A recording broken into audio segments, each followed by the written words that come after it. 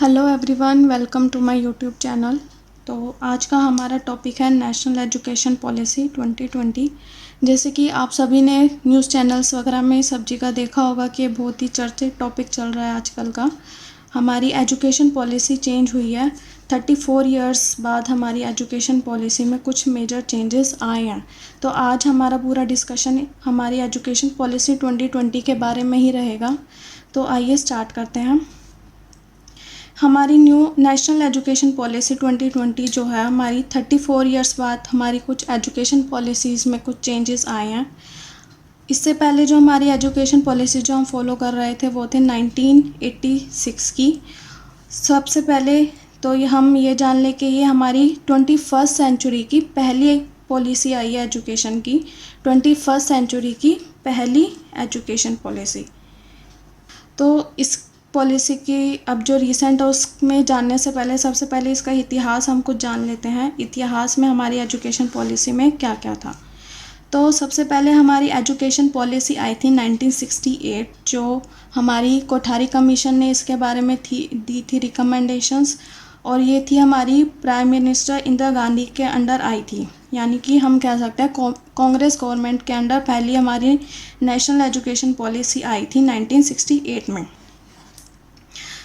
और उसके बाद नेशनल हमारी आई थी सेकंड एजुकेशन पॉलिसी हमारी आई थी 1986 में। ये जो चेंजेस हैं, ये जो पॉलिसीज़ आई थी वो थी हमारी कुछ मेजर चेंजेस। इनके अलावा भी कुछ छोटे मोटे चेंजेस बीच बीच में हुए थे, उनके बारे में भी अभी हम आगे अपनी वीडियो में डिस्कस करेंगे। जैसे कि 1968 की जो हमारी जो पहली पॉलिसी थी एजुकेशन की, वो क्या कहती थी, वो सिर्फ 6 to 14 ईयर्स तक ही बोलती थी कि हम फ्री और कंपलसरी एजुकेशन प्रोवाइड करेंगे। बट अब जो हमारी 2020 की जो पॉलिसी आई है वो क्या बोलती है, वो कहती है कि 3 ईयर्स से लेकर 18 ईयर्स तक क्या करेंगे, हम फ्री एंड कंपलसरी एजुकेशन जो है वो देंगे। यानी कि हमारी राइट टू एजुकेशन का जो अब फ्रेमवर्क है वो चेंज हो गया है 14 ईयर्स से लेकर 18 ईयर तक का। जो हमारी 1986 की पॉलिसी थी उसका मेन फोकस क्या था, उसका मेन फोकस ये था कि हमारी इंडियन की वुमेंस पे, क्योंकि जो हमारा वुमेन सेक्टर है वो बहुत ही पिछड़ा हुआ सेक्टर हमेशा रहता था। और कुछ ऐसे बैकवर्ड सेक्टर जैसे कि शेड्यूल कास्ट और शेड्यूल ट्राइब्स पे वो मोर फोकस करेंगे। जो हमारी 1986 की पॉलिसी थी उसके बाद एक और थोड़ा उसमें मॉडिफिकेशन हुआ था 1992 में। 1992 में मॉडिफिकेशन किसने करवाया था, पीवी नरसिम्हा राव गवर्नमेंट के अंडर ये हमारे मॉडिफिकेशन आए थे।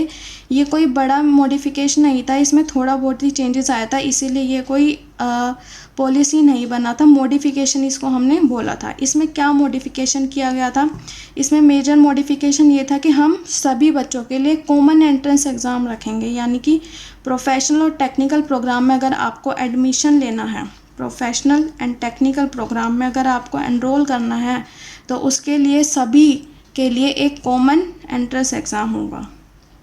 एंट्रेंस क्या होगा, सभी के लिए कॉमन होगा। उसके बाद हमारे जो प्राइम मिनिस्टर थे, फॉर्मर प्राइम मिनिस्टर हमारे थे मनमोहन सिंह जी, उन्होंने इन 2005 बोला था, कुछ चेंजेस किए थे हमारे एजुकेशन पॉलिसी में। वो कौन से बेसिस पे करे थे, कॉमन मिनिमम प्रोग्राम के बेसिस पे करे थे। ये भी कोई ज़्यादा बड़ा चेंज नहीं था, इसीलिए ये कोई पॉलिसी नहीं बना था। तो आइए अब पढ़ते हैं नेशनल हमारी जो बड़ी पॉलिसी आई है 2020 के बारे में। 34 इयर्स के बाद जो हमारी पॉलिसी में जो बड़ा चेंज आया हम उसके बारे में पढ़ते हैं। तो नेशनल एजुकेशन पॉलिसी 2020, तो इसके इंट्रोडक्शन से हम स्टार्ट करते हैं। तो जो ये ड्राफ्ट था नेशनल एजुकेशन पॉलिसी 2020 का, जो ये ड्राफ्ट था कब पास हुआ था, 29 जुलाई 2020 को ये हमारा ड्राफ्ट था जो ये पास हुआ था बाय कैबिनेट।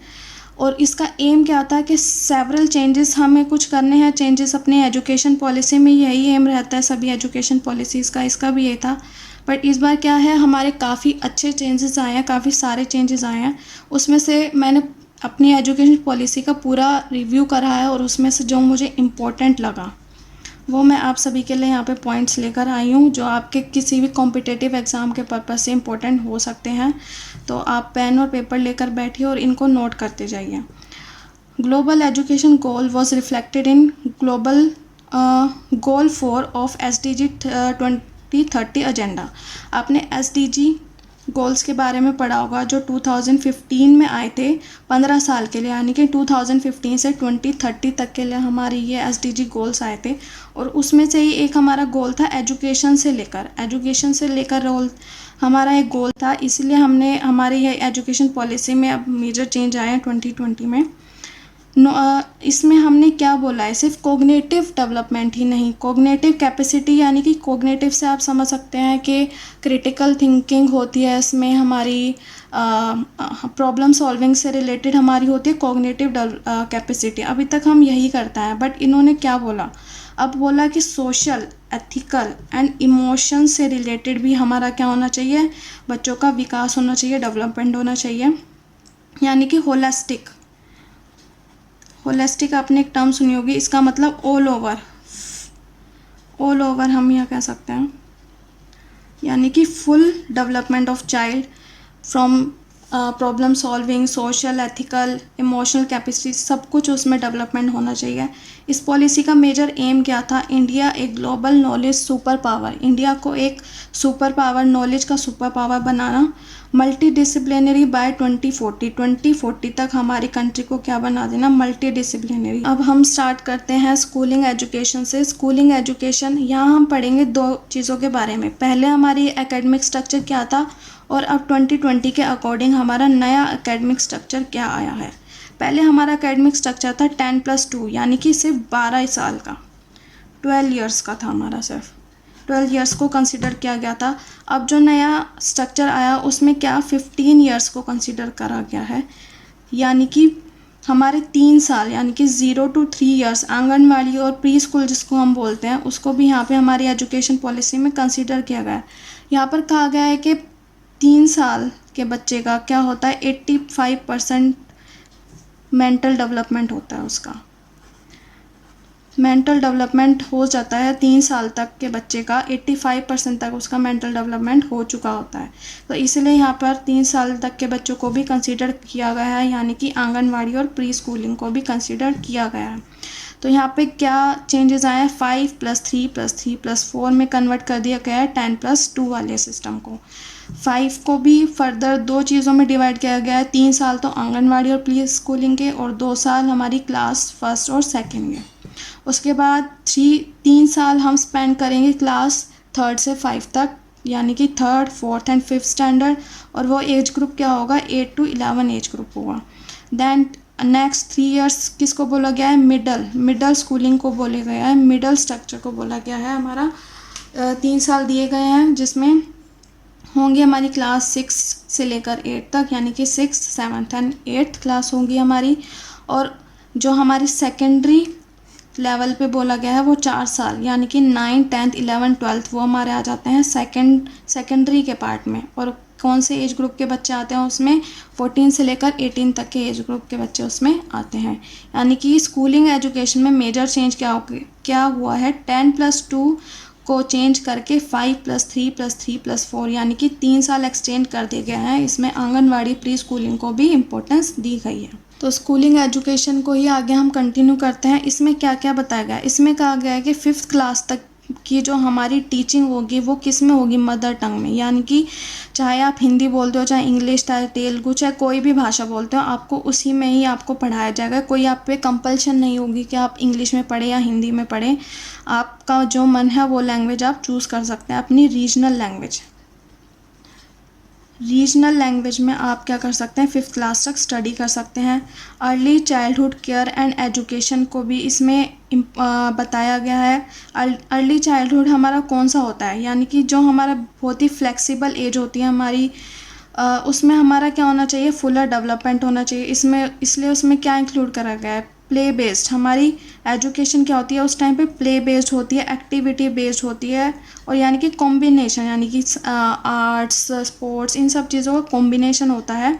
तो इसमें हमारी एजुकेशन पॉलिसी 2020 में early childhood care and education को भी डिफ़ाइन किया गया है। इसमें एक हमारा पोर्टल, एक बहुत इम्पोर्टेंट है ये, एक हमारा पोर्टल चालू किया गया है दीक्षा, यानी कि digital infrastructure for knowledge sharing. एक पोर्टल हमारा शुरू किया गया है इसमें, जो पोर्टल हमारा क्या बताता है, हाई क्वालिटी रिसोर्सेज के बारे में हमारा ये पोर्टल होगा, यानी कि जो भी हमारी रिसोर्सेज होंगे इस पोर्टल पे हमें अवेलेबल होंगी। कोई भी स्टडी से रिलेटेड मटेरियल हमें चाहिए होगा वो यहाँ से हम कलेक्ट कर सकते हैं। और क्या बोला है, हमारे प्री स्कूलिंग यानी कि प्री स्कूलिंग से लेकर सेकेंडरी लेवल तक का 100% गियरिंग रेशो हमें बनाना है। कब तक? 2030 तक हमारा 100% बनाना है। प्री स्कूलिंग से लेकर सेकेंडरी लेवल तक 2030 तक हमें लेकर जाना है। और इसमें हमारी एजुकेशन पॉलिसी 2020 की खासियत बात क्या है, इसमें हमारी एंशियंट लैंग्वेजेस को भी इम्पोर्टेंस दी गई है। एंशियंट लैंग्वेजेस हमारी कौन कौन सी, जैसे पाली, पारसी, प्राकृत, संस्कृत तो हमारी पहले से थी। हमारी जो पॉलिसी 1986 थी उसमें ही संस्कृत को पहले से ही मेंशन किया गया था, बट इस पॉलिसी में पाली, पर्शियन और प्राकृत भाषा को भी क्या गया है, इम्पोर्टेंस दी गई है। और इसमें एक इम्पोर्टेंट पॉइंट क्या है कि 6 क्लास के बच्चे ऑनवर्ड, 6 क्लास से ऑनवर्ड क्या कर सकते हैं बच्चे, इंटर्नशिप कर सकते हैं। ये एक बहुत ही इम्पोर्टेंट, यानी कि क्या है कि वो टेक्निकल यानी कि मोटर स्किल्स डेवलप करने के लिए अपनी इंटर्नशिप स्टार्ट कर सकते हैं 6 क्लास ऑनवर्ड ही। इससे पहले ये ऐसा कोई हमारा रूल नहीं था। तो चलिए कुछ बातें करते हैं अब हायर एजुकेशन के बारे में। हायर एजुकेशन सिस्टम में क्या क्या मेजर चेंजेस आए हैं। सबसे पहली बात तो हमारा ग्रोस एनरोलमेंट रेशो जो है, हमारा ग्रोस एनरोलमेंट रेशो उनको कहाँ तक पहुँचाना है, 50% तक लेकर जाना है। कब तक? 2030। एनरोलमेंट रेशो हमारा क्या होता है? एनरोलमेंट रेशो यानी कि जितने भी बच्चे हैं उनमें से कितने बच्चे हमारे एनरोल कर रहे हैं उन हायर स्टडीज़ में, यानी कि 12th के बाद कितने % ऑफ बच्चे हमारे शिक्षा में जाते हैं।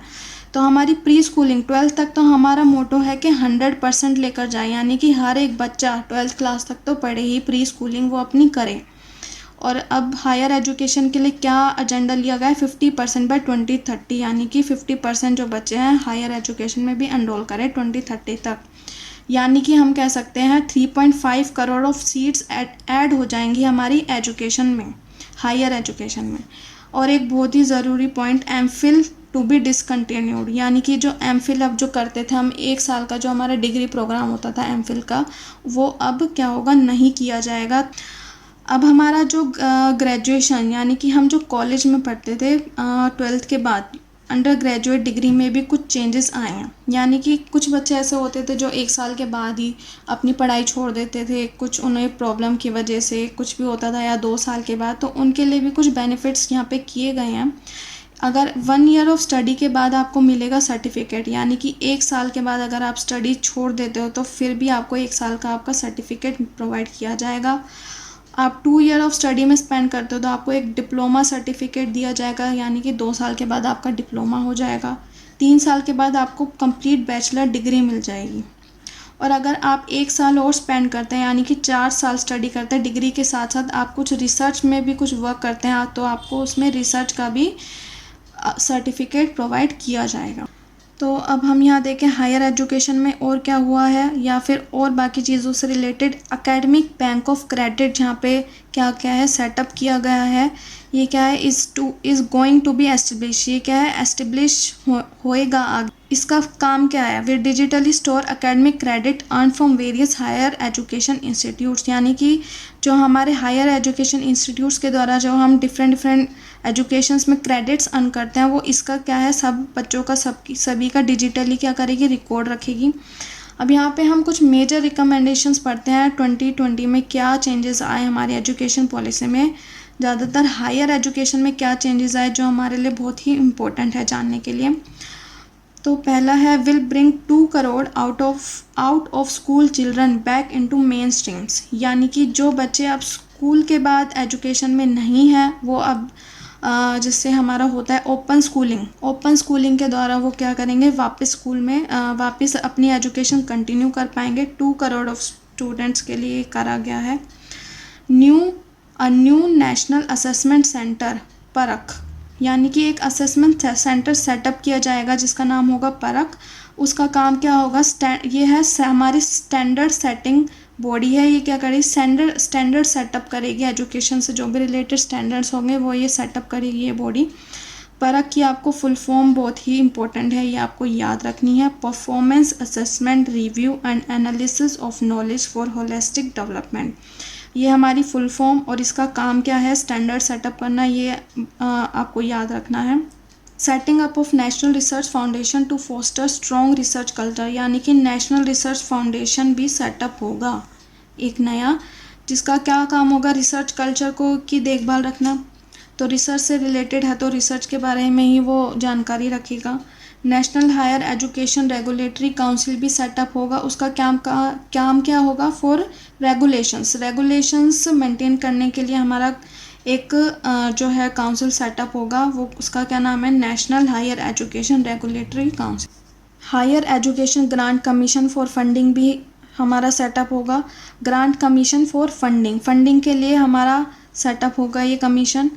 Common national professional standard for teachers will be develop for teachers by 2022 तक सभी टीचर्स के लिए, ये इम्पोर्टेंट पॉइंट है, टीचर्स के लिए क्या इसमें चीज़ बनी है, नेशनल प्रोफेशनल स्टैंडर्ड सेटअप होंगे सभी टीचर्स के लिए, कॉमन होंगे जो, वो बाय 2020 तक सेटअप कर दिए जाएंगे। और इसमें एक मेजर चेंज ये है कि जो भी फॉरेनर्स जो बच्चे हैं हमारे, वो भी हमारे इंडियन हायर एजुकेशन में क्या कर सकते हैं, एनरोल कर सकते हैं। जो हमारे इंडियन एजुकेशन के तरीके से जो पढ़ना चाहते हैं वो भी यहाँ पे क्या कर सकते हैं, एनरोल कर सकते हैं। Establishing a single body for entire education system, education system के लिए एक सिंगल बॉडी सेटअप करी जाएगी फॉर हायर एजुकेशन, पर उसमें क्या क्या नहीं इंक्लूड होगा, मेडिकल और लीगल एजुकेशन से रिलेटेड वो नहीं होगी बॉडी जो सेटअप की जाएगी, वो बॉडी कौन सी है, higher education commission of India, ठीक है। एंड देन हमारा 2030 तक एक गोल है, 2030 तक क्या होगा, अगर आपको टीचर बनना है, अगर आपको टीचिंग लाइन में जाना है तो आपको 4 ईयर इंटीग्रेटेड बीएड की डिग्री कंपलसरी हो जाएगी बाय 2030। तो यही अगर जो हमारे स्टूडेंट्स हैं जो अगर टीचिंग लाइन में आगे जाना चाहते हैं तो उनको बीएड की डिग्री क्या हो जाएगी, कंपलसरी हो जाएगी लेना। और एक बहुत ही ज़रूरी बात मैंने ये स्टार्टिंग में भी बताई थी, राइट टू एजुकेशन हमारा पहले क्या था, 6 से 14 साल तक गवर्नमेंट ने कहा था कि वो फ्री एंड कंपलसरी एजुकेशन देंगे, कब तक, 6 से 14 साल तक के बच्चों के लिए। पर अब न्यू एजुकेशन पॉलिसी में हमारा राइट टू एजुकेशन भी चेंज कर दिया है, अब उसने बोला है कि वो 18 साल तक के बच्चों के लिए क्या करेंगे, फ्री एंड कंपलसरी एजुकेशन देंगे। तो गाइस ये सभी बहुत ज़रूरी पॉइंट्स थे हमारे न्यू नेशनल एजुकेशन पॉलिसी 2020 के बारे में। मैंने पूरा ही ये स्टडी करा है डीपली, देन उसके बाद मैं ये सारे इंपॉर्टेंट पॉइंट्स आपके लिए लेकर आई हूँ। आपको मेरी वीडियो पसंद आई हो तो प्लीज़ लाइक करें, सब्सक्राइब करें एंड शेयर करें। Thank you and keep learning.